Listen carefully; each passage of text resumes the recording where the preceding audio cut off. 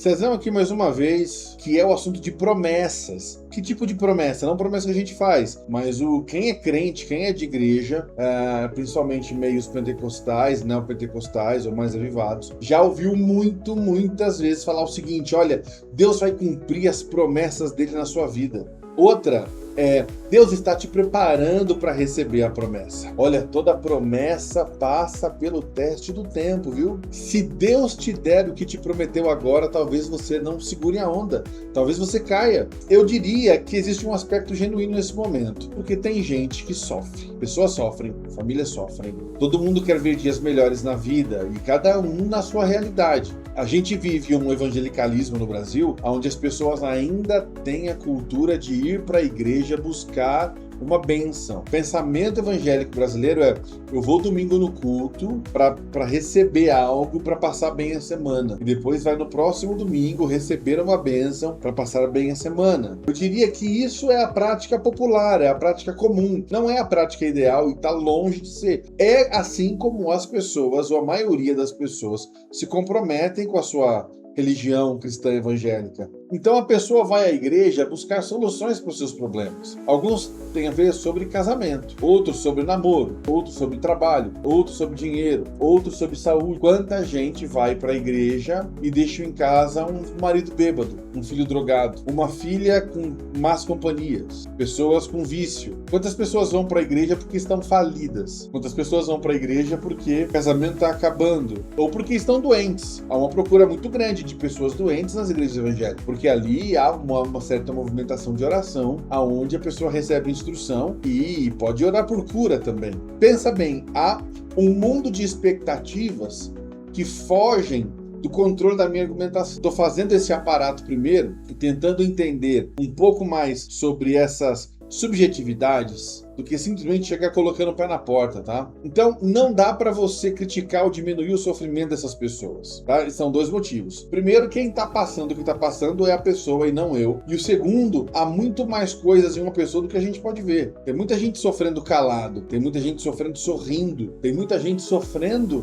enquanto ajuda o próximo. Uma coisa que acontece em igreja evangélica é interessante. A mulher que sofre com endometriose, ela tá orando por outra mulher com endometriose e a outra mulher às vezes está sendo curada. A mulher que tem dificuldade com os filhos está aconselhando uma outra mãe que tem dificuldade com os filhos. É uma coisa muito comum disso acontecer. Há até uma certa compreensão de que Deus nos usa na nossa dor, porque assim nós temos mais empatia com a dor do próximo. As coisas são sérias. Há um aspecto na vida cristã que não pode ser ignorado. Jesus cura, Jesus restaura a família, Jesus provê as nossas necessidades. Jesus está conosco nos dias maus, nos dias grandes, e Ele garante, para além do sofrimento, a alegria vem pela manhã. Outra coisa interessante é o caminho que conduz essa pessoa ao evangelho. Lembra que eu falei? Pessoas vão para a igreja, geralmente buscar uma bênção, geralmente com uma expectativa a respeito da sua própria necessidade. E outra coisa, como eu tenho dito agora,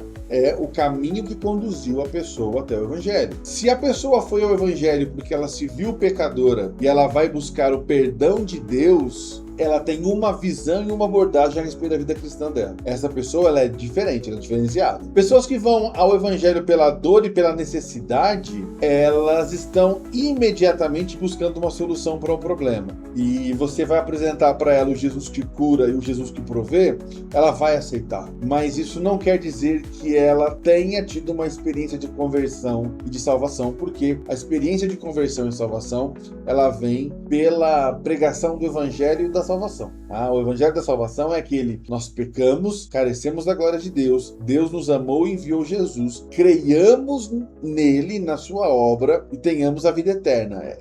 Essa é uma síntese. João 3,16 é a grande síntese da Bíblia inteira. E eu não estou menosprezando quem vai a Jesus pela dor e pela necessidade. Só que essa pessoa que vai a Jesus pela dor e pela necessidade, ela é igual àquela multidão que seguia Jesus porque Jesus dava o que comer. Lembra que ele questiona isso? E uma hora ele fala: eu não vou dar pão para vocês porque vocês não me seguem pelas palavras que eu tenho dito. Vocês não me seguem pela mensagem do reino de Deus. Vocês não me seguem pela mensagem da salvação. Vocês me seguem porque eu vos dou de comer e vos dou de beber. A pessoa pessoa que busca Deus, Jesus, ou busca a igreja, por dor e por necessidade, ela não ouve a mensagem da salvação de cara. Ela pode ficar na igreja porque ela teve uma bênção, ela teve uma necessidade atendida. Ela vai ouvindo essa mensagem até que chegue um momento em que a conversão dela de fato se converter ao ato curador ou abençoador de Jesus. Isso não é conversão.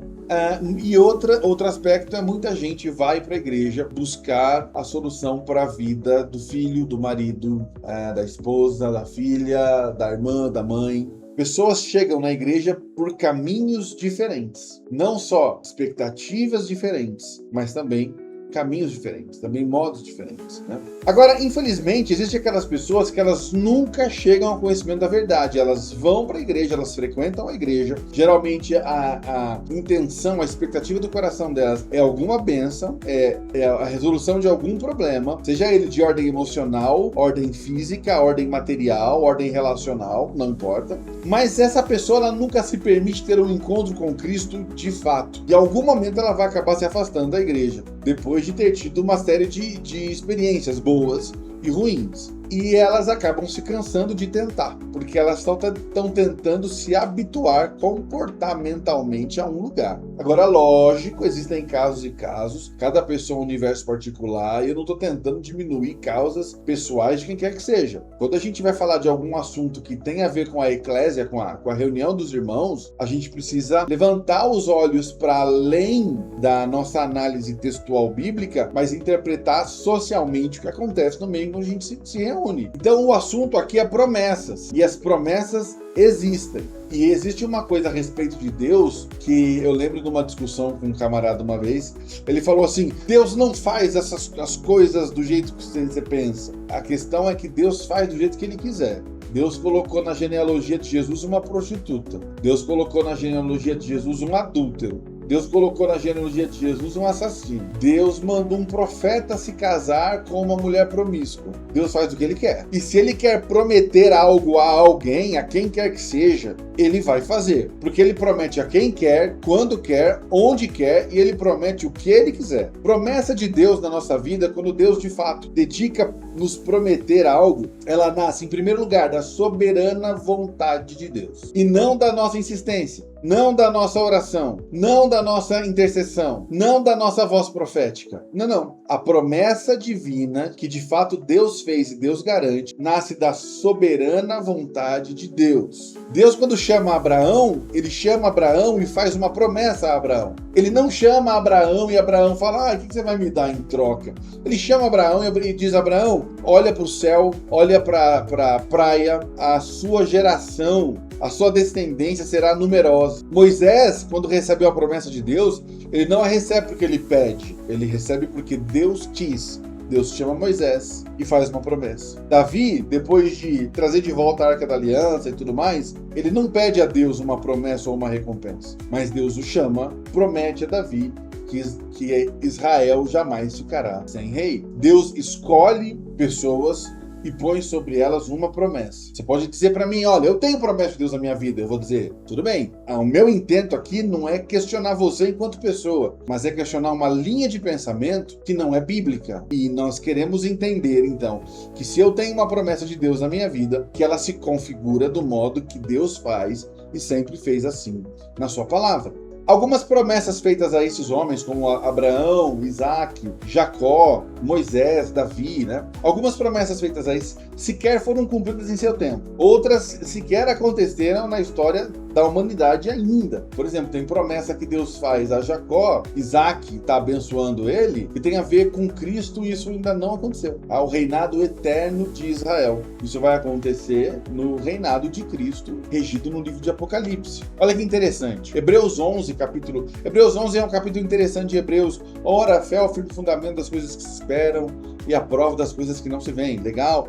E ele faz uma lista ali de homens e mulheres que pela fé alcançaram sua justificação, sua experiência com Deus e tudo mais. E ele vai dizer o seguinte no versículo 13, olha só: todos estes morreram na fé, sem terem recebido as promessas, mas vendo-as de longe, crendo-as e abraçando-as, confessaram que eram estrangeiros e peregrinos na terra. Nós estamos falando de Abraão, de Isaac, de Jacó e de tantos outros que receberam promessas de Deus e não as viram sendo executadas. Na Bíblia, as promessas surgem com palavra clara, respeitando o contexto histórico e o propósito redentivo. Olha só, em Gênesis 12, 3, abençoarei os que te abençoarem, amaldiçoarei os que te amaldiçoarem. Em ti serão benditas todas as famílias da terra. Essa é a fala de Deus para Abraão. Essa promessa está no contexto do chamamento de Abraão para o estabelecimento de um povo, Israel, e o surgimento daquele que deveria salvar o mundo, Jesus. E essa promessa fala disso.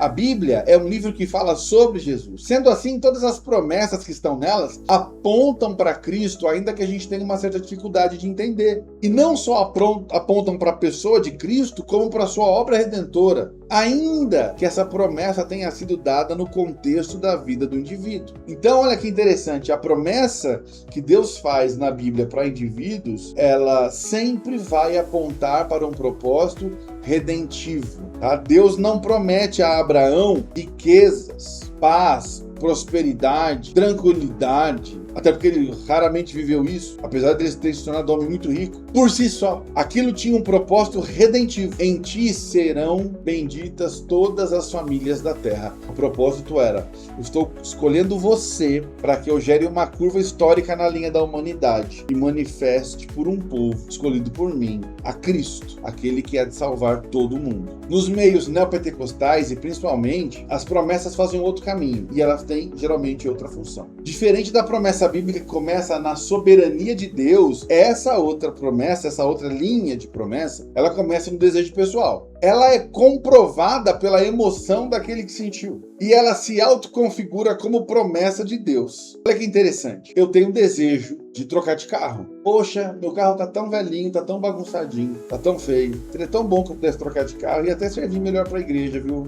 Ô Deus, me ajuda a trocar de carro. Aí eu vou pra igreja e o pastor tá lá dizendo, olha, o Senhor vai realizar o desejo do seu coração. E eu tô dizendo, Senhor, eu quero trocar de carro. Essa palavra é pra mim. Toma posse da promessa. Nossa, mas é promessa. Toma posse da promessa. Aí eu tomo posse da promessa. E eu saio do culto dizendo, Deus prometeu que vai trocar meu carro. Você entendeu? Eu não consigo ver isso como um movimento combina com o caráter da palavra de Deus, porque ele é antropocêntrico. O que é antropocêntrico?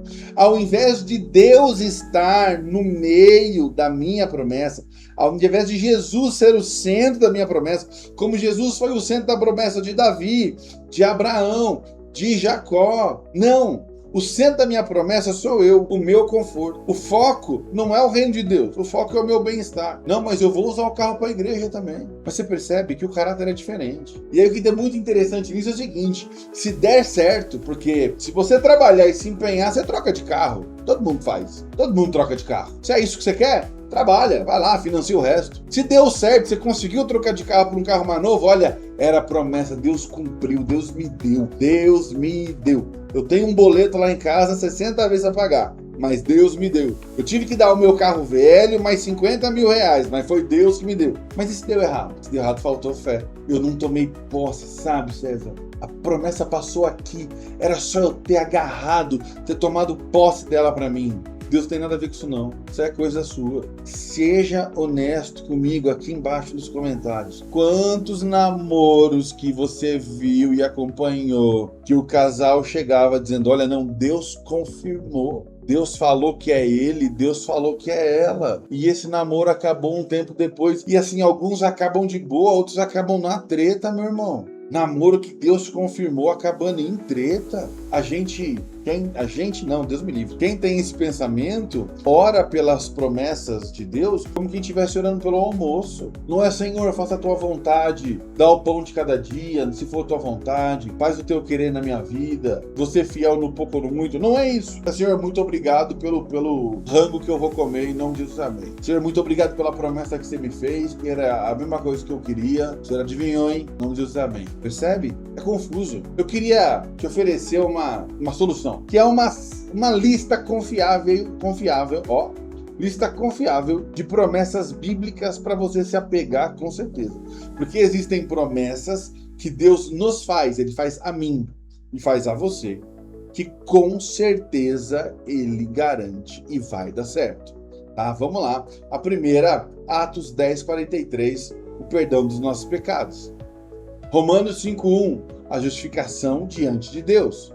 O João 3,16, Deus amou o mundo de tal maneira que deu seu Filho unigênito para que todo aquele que nele crê não pereça, mas tenha a vida eterna. É a promessa número 4. A adoção como filhos de Deus, como diz em João 1,12. Aquele que creu deu-lhes o poder de serem feitos filhos de Deus. A habitação no Espírito Santo, Romanos 8, de 9 a 11. A santificação progressiva, de 1 Tessalonicenses 4,3. Presença constante de Deus. Mateus 28:20, é Jesus dizendo: não temas, eu estou contigo até o fim dos séculos. A paz verdadeira, deixo-vos a paz, a minha paz vos dou, não vou lá dou como o mundo a dá, não se turbe o vosso coração. João 14:27. Sustento espiritual e providência, Mateus 6:33, Romanos 8:32. Lembra dos lírios do campo, das aves do céu? A direção pela palavra e pelo Espírito, Romanos 8:14, Salmos 32:8. Uma disciplina amorosa em Hebreus 12, perseverança dos santos, aquele que perseverar até o fim será salvo,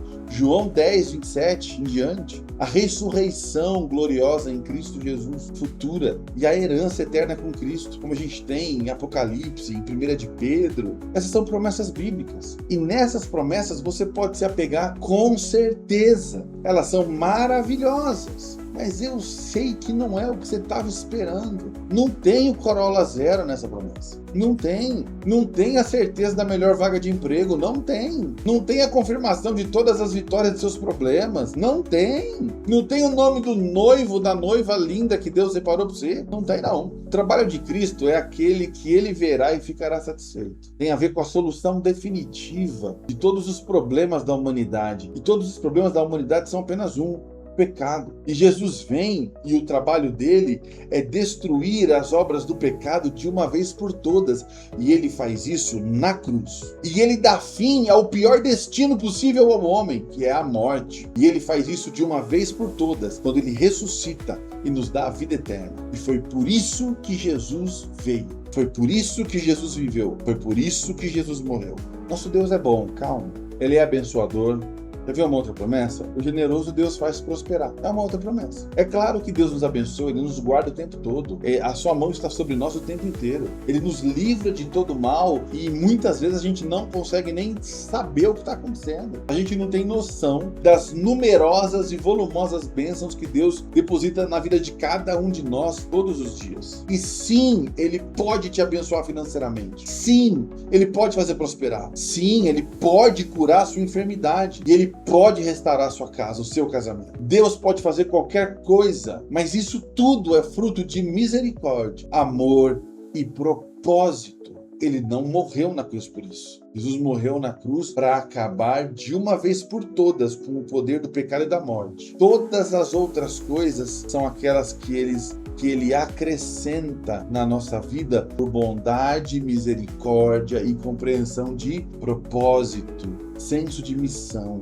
Raramente vemos Deus nas Escrituras entregando promessas pessoais. Ainda assim, as promessas pessoais têm a finalidade de mostrar grandeza e majestade e o reino de Deus. Mas as promessas de Abraão não são para mim também? Não foi para mim nem para você que Deus disse: conta as estrelas do céu e a areia do mar. Não foi para mim nem para você que Deus disse: em ti serão benditas todas as famílias da terra. Nós não somos signatários dessas promessas. Elas não foram feitas para nós. Elas foram feitas por nós. Nós somos o resultado delas. Nós somos o grão de areia. Nós somos a estrela do céu. Nós somos e compomos uma das famílias. As promessas de Deus a Abraão, a Isaac, a Jacó, principalmente as do Velho Testamento, elas são promessas que garantem que Jesus chegaria e nos salvaria. Então eu sou o resultado dessas promessas. Você é resultado dessas promessas. A promessa de Deus para Abraão se cumpre plenamente em Cristo. Ele é o que bendiz, Jesus.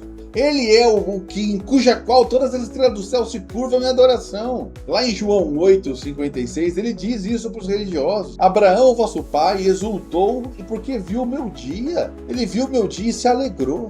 Mas e se eu tomar posse dessa promessa para minha vida? Não funciona. Você faz o que você quiser. Mas entre o que você quer e o que Deus disse, tem uma distância enorme. Tiago 1,20 vai dizer que a ira do homem não produz a justiça de Deus. Então, se a ira do homem não produz justiça de Deus, o desejo do homem vai produzir a promessa de Deus? Então, o nosso Deus é guiado a partir do nosso humor? O nosso Deus é guiado a partir do nosso desejo, da nossa vontade, da nossa volúpia, mesmo que seja uma vontade boa. Se ela não vem de Deus, ela é pecaminosa. Nós não controlamos o que Deus quer. Nós não movemos os céus. A única influência da terra sobre o céu é o arrependimento dos pecados, que é a festa no céu quando um pecador se arrepende. Entretanto, isso é promovido pelo próprio Espírito Santo. Então, é uma ação do céu na terra em que o céu celebra. Não é uma ação nossa. Não, você não surpreende a Deus. Você não pega Deus de surpresa. Ou seja, nada do que você queira, deseje ou sonhe pode fazer com que Deus adote como promessa para a sua vida, se não foi Ele quem provocou isso em você. Entenda, Deus não está aqui para aprovar e validar sua lista de desejos, por mais bonitos que eles sejam. As promessas de Deus, elas não funcionam a partir do seu desejo, mas a partir do plano profético e eterno de Deus. Se Deus tem um plano de edificação da sua igreja para fins do reino de Deus, aonde te abençoar e te prometer aquilo, e te abençoar, faça sentido, Ele vai te prometer. Se não, somos alvos da bondade de Deus. Pedimos e Ele bondosamente nos atende. Quando esse pedido é honesto, é sincero. Você pode pedir os seus desejos, colocar os seus desejos diante de Deus. Senhor, eu gostaria muito de ver a minha família abençoada, os meus filhos na Tua presença, as minhas finanças equilibradas. Eu quero muito ter para dar. Eu quero muito ser uma pessoa abençoadora. Eu gostaria muito de ver a minha saúde em ordem, a saúde dos meus pais. Coloca os seus desejos diante de Deus. Ora com oração e súplicas, com ação de graças, mas não carregue uma promessa que Deus não te fez. Quando você não conhece as Escrituras, você sacrifica o que Deus não pediu para adorá-lo de um jeito que Ele não quer, para que Ele te dê as promessas que Ele não te fez. Você percebe? O discurso de promessas pode ser uma bênção e pode ser um auto-engano gigantesco. Fique com as promessas que a Bíblia te declara que são suas. Então tá bom, César. Então eu vou fazer isso. Porque lá em Jeremias 29:11 está escrito: porque eu sei bem os planos que tenho para vós, planos de paz e não de mal, para que tenhar o fim que desejais. Então é isso. Deus sabe, o plano que Ele tem para mim é de paz, não é de mal, para que eu tenha o fim que eu desejei. Isso está na Bíblia. Então, o contexto dessa promessa é o cativeiro babilônico. Você foi para o cativeiro babilônico, você ficou preso 70 anos lá. O seu desejo, que é o fim que você desejava, era voltar para Jerusalém, restabelecer os portões da cidade, reconstruir as portas do templo e ler a lei mais uma vez e tomar decisões a partir dela. É isso que você quer fazer? É para isso que vai servir? Porque essa promessa foi feita para isso. Neemias retorna, restabelece a cidade. Esdras retorna, lê a lei, o povo se quebranta, se converte ao Senhor. Essa é a promessa de Deus. O contexto era o cativeiro babilônico. O contexto não é 2026, Brasil, estamos de boa. Ainda que a gente não tá de boa, eu sei, faz o Edson. Não, César, então essa eu já entendi, essa não serve para mim. Isaías 54:17 serve. Toda arma forjada contra ti não prosperará. Dá uma glória. Eu assumo, eu recebo para mim. Então avisa isso para os cristãos mortos em perseguições. Ô César, pelo amor de Deus, avisa isso para os cristãos da Nigéria, hoje morrendo. Vai lá dizer que se as armas forjadas contra ele não estão funcionando. Vai lá declarar. Eles não tiveram fé, então? Eles estão morrendo pela fé e eles não tiveram fé que a metralhadora ia travar? É isso que você quer dizer? Pô, apelei, né? Tô sabendo, foi mal. Vamos para outra então, César. Joel 2:25. Restituir-vos-ei os anos que foram consumidos.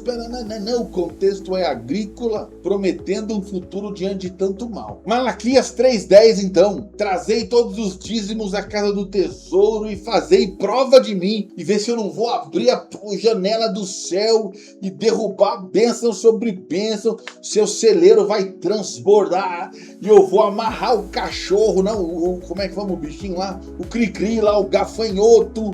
Nossa, caramba, o contexto é corrupção religiosa. O contexto é sacerdote roubando o dízimo que o povo entregava. E desde o comecinho do livro de Malaquias, Deus amaldiçoa Israel por causa disso. O contexto não é você, não é o teu contexto. Então vamos para o Novo Testamento então, César, prefiro. Vamos lá, Marcos 11, 24. Tudo que perdides em oração, crendo, o contexto é alinhamento com a vontade de Cristo. Orando como se fosse Ele orando. Orar em nome de Jesus não é colocar em nome de Jesus amém no final. Orar em nome de Jesus é fazer a oração que Deus ouve e diz eu entendo. Essa é a oração que meu filho faz. É falar aquilo que Jesus quer falar. É pedir o que Jesus quer pedir. É honrar o que Jesus quer honrar. Salmo 37:4. Agrada-te do Senhor e satisfará todos os desejos do teu coração. Aleluia, Deus prometeu. O contexto é ter os desejos que Deus revelou como sendo a sua vontade. Não a sua vontade. Agrada-te do Senhor é me agradar no Senhor de tal modo de que todos os meus desejos estejam nele e todos os meus desejos apontem para ele e todos os meus desejos inclinem meu coração para ele. Aí ele satisfará os desejos do meu coração num relacionamento comigo. É isso que quer dizer. Romanos 8:28 então. Todas as coisas cooperam para o bem daqueles que amam a Deus. Eu amo a Deus. Então todas as coisas cooperam para o meu bem. Sim.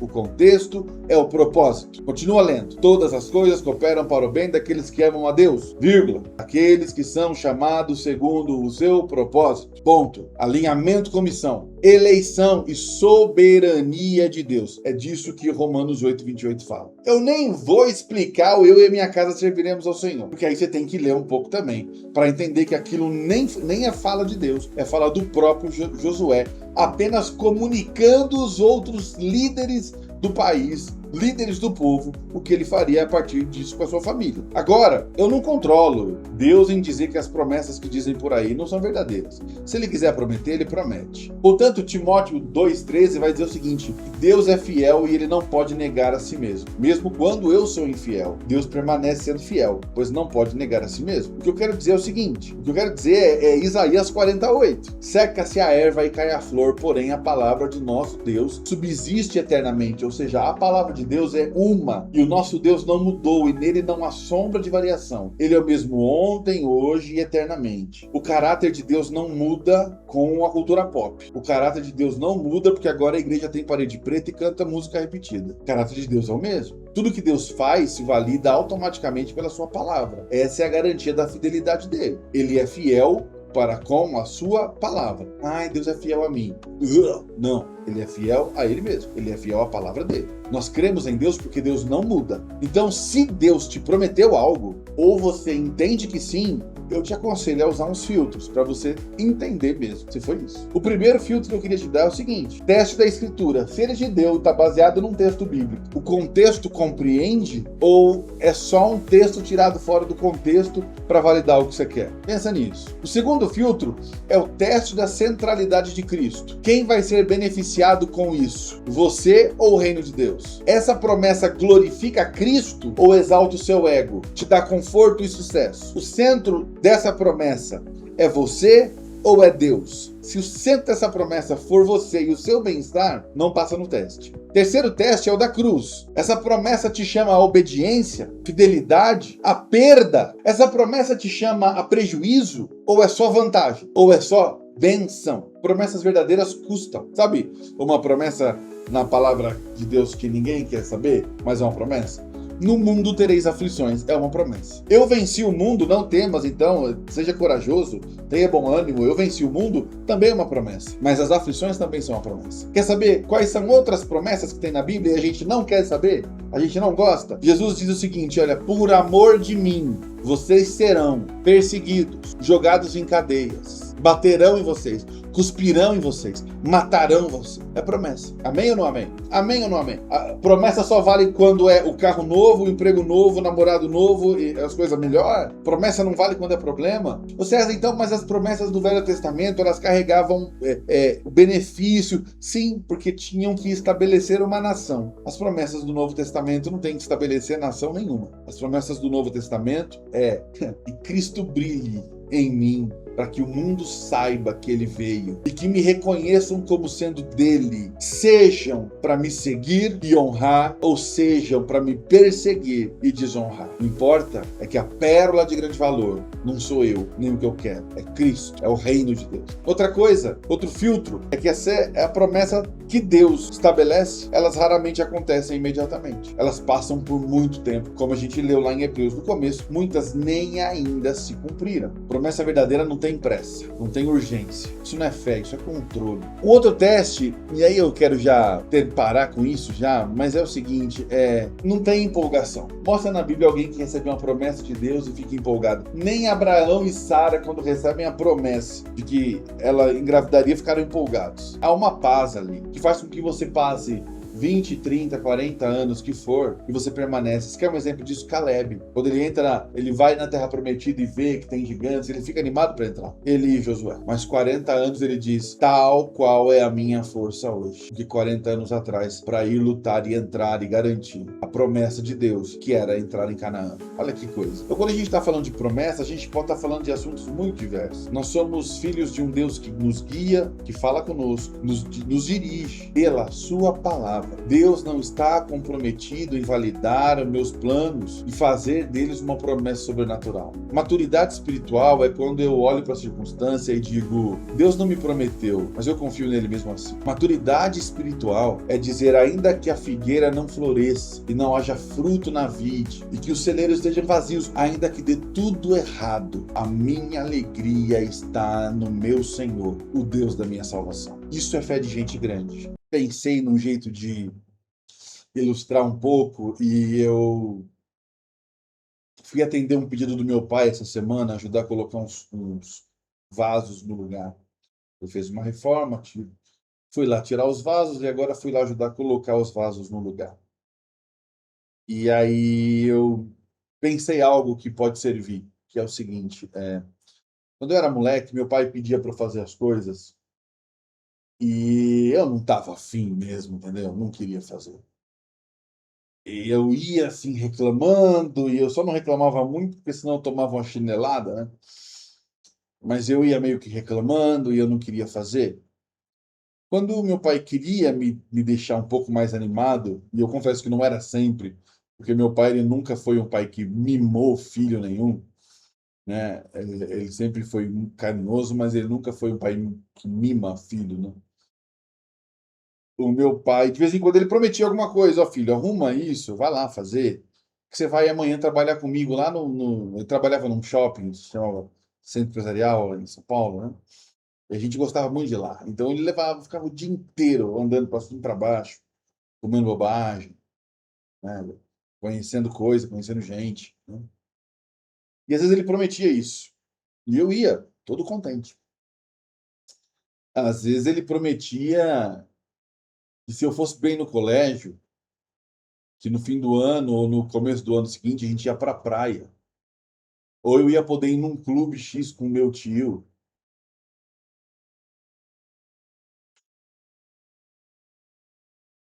E eu era criança. E porque o meu pai tinha me prometido algo, eu ficava muito contente. Eu ficava muito empolgado. E aí eu ia fazer uma série de coisas que ele tinha me pedido. Ou pelo menos fingir que fazia. Hoje eu tenho 41 anos, cara. Meu pai é o melhor cara que eu conheço, assim. Meu pai é um homem muito bom. E eu não tenho coragem de dizer não pro meu pai à toa. Então, toda vez que meu pai liga me pedindo uma série de ajudas, ou um favor, ou qualquer coisa, cara, dá bobagem de pôr vasos no lugar, ou dinheiro, ou que não importa. Eu só vou dizer não se eu realmente não tiver condições mínimas de resolver isso para ele naquele momento, mas que no segundo momento eu posso fazer. Tal qual dessa vez que ele me ligou pedindo para pôr os vasos, eu falei, pai, agora eu não posso estar atendendo um cliente, mas daqui 1 hora, 2 horas, a hora do almoço, eu posso ir tranquilo, tranquilo. E eu fui. E eu fui atender o meu pai. Quantas vezes eu fui lá ajudar ele com alguma coisa, e ele falava assim, não, fica aí que eu levo você embora, tal. A gente mora a 2 quilômetros um do outro, é perto. Eu falei, não, pai, não precisa, tá tudo bem. Não, filho, faz isso aqui pra mim que eu te dou não sei o quê. E eu, pai, não precisa. Eu cresci, cara. Eu cresci. Eu amo servir o meu pai. Ele não precisa me prometer nada. O meu pai não precisa me dar nada. Além daquilo, além daquilo que ele já fez por mim. Então eu amo meu pai. Eu honro meu pai, eu respeito meu pai. Já errei com ele, já errei com ele. Nossa, me arrependi tanto. Eu quero dizer para você o seguinte: quando a gente é criança, a gente precisa ser manivelado. E Deus entende isso. O que eu quero dizer para você é que se você cresceu na fé e continua indo atrás de promessas, você ainda é criança, que não entendeu que a sua vida para Deus é uma expressão de gratidão por aquilo que ele fez de mais precioso, que é te dar vida e vida eterna. Todo o restante, todo o restante não pesa na balança. Nós temos um Deus bom e amoroso, mas enquanto nós somos filhos infantis, ficaremos aprisionados a esse discurso. Deus me prometeu, Deus vai cumprir minha promessa, tal. Então, no fim das contas, se você me questionar, César, mas a promessa que Deus fez para Abraão, então Abraão era uma criança? Não, deixa eu te explicar um negócio. A teologia explica a revelação de Deus na Bíblia, ela é progressiva. Você conhece Deus num nível de Gênesis e você chega em Apocalipse conhecendo Deus em outro nível. Deus se revela plenamente em Cristo. Até lá, muita coisa sobre Deus ainda era uma penumbra. Então, é uma revelação crescente, é uma pedagogia que começa ensinando os primeiros princípios básicos e vai subindo até revelar o caráter e a vontade de Deus em Cristo. Isso se chama uma revelação progressiva, constante. Então, é natural que no começo da revelação de Deus ao homem, muita coisa que hoje não são mais necessárias fossem necessárias lá atrás. As promessas de Deus, a grande esperança de Deus para Abraão é aquilo que Deus vai fazer. Deus vai fazer na minha vida. Deus vai me dar um filho. Deus vai fazer uma geração. Deus vai levar o meu nome por todo o mundo, porque eu serei o pai da fé lá para frente. Deus vai fazer. A vida do cristão não é essa. A vida do cristão é graças te dou, Senhor, porque o Senhor já fez. Eu te amo, ó Deus, e te sirvo e sou grato a ti, não pelas coisas que o Senhor vai fazer, está me prometendo, mas por aquelas coisas que o Senhor não me prometeu, mas fez e garantiu a minha vida aí, nisso, na tua vontade soberana e eterna. O Senhor me chamou. Eu não pedi para ser chamado. Eu não estava nem acordado. Eu não tenho nem roupa para isso. Mas a minha gratidão, a minha esperança, o mote, o motivo pelo qual a minha vida arruma na direção de Deus não são as promessas que ele me disse que vai fazer lá na frente, mas é por aquilo que ele já fez. A igreja vive a partir daquilo que Jesus fez. Se Jesus não fizer mais nada por nós, daqui até o dia da sua volta, ele já fez mais do que o suficiente. Com certeza. Se você não entende isso, você não entendeu a sua salvação. Se você não entendeu isso, talvez você não seja nem salvo, cara. Sacou? Aquele beijo. Bom, é isso aí que eu tinha para dizer. Se você gostou, se você achou interessante, curte, compartilha, se inscreva no canal, manda esse vídeo para alguém que você acha que precisa participar dessa conversa que a gente está tendo, para que ela seja instruída nesse sentido e dê também o seu contraponto. Eu não acho que eu sou o senhor da verdade, nada disso. Mas eu acho que é um ponto de vista que muita gente está carecendo entender um pouquinho mais, tá bom? Então eu fico feliz por contar com você, obrigado por estar sempre aqui. Um grande abraço, falou, valeu, até mais. Tchau, tchau.